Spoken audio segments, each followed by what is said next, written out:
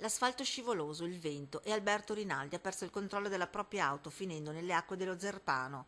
Il giovane di Cologna Veneto in provincia di Verona è morto così annegato a soli 29 anni. Quando sono arrivati i soccorsi non c'era più nulla da fare. È questo l'episodio più grave provocato dal maltempo in Veneto. Alberi caduti in mezzo alla strada, antenne televisive abbattute, grondaie divelte, raffiche di vento fino a 120 km orari.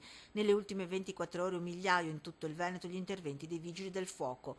A Polesella, in provincia di Rovigo, vento e pioggia hanno scoperchiato il tetto della palestra della scuola media. Stessa sorte ha subito il tetto della palestra della scuola elementare di Grignano. Moltissimi gli alberi e i rami caduti in tutto il Padovano e raffica di blackout. Stessa situazione nella Marca Trevigiana.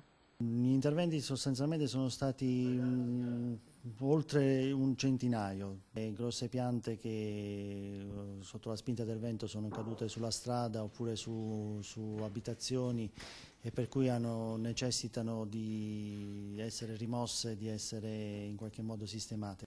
Problemi per la neve invece ad Asiago, dove è caduto circa mezzo metro di neve, ma in tutto il territorio iberico il manto bianco ha attecchito sopra i 200-300 metri, causando disagi alla viabilità.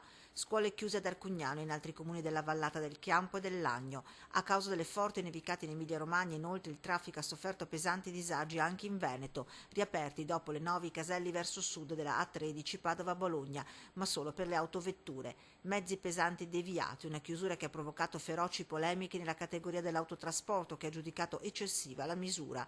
Non solo vento, non solo neve, problemi anche per la pioggia. Nella bassa veronese caduti 90 mm in poche ore, con esondazioni e allagamenti. Infine, acqua alta a Chioggia, una punta di marea a 150 nella notte e a 144 cm stamane. Il Baby Mose non è servito e le mareggiate hanno continuato a divorare il litorale, tanto che il sindaco ha chiesto lo stato di calamità naturale.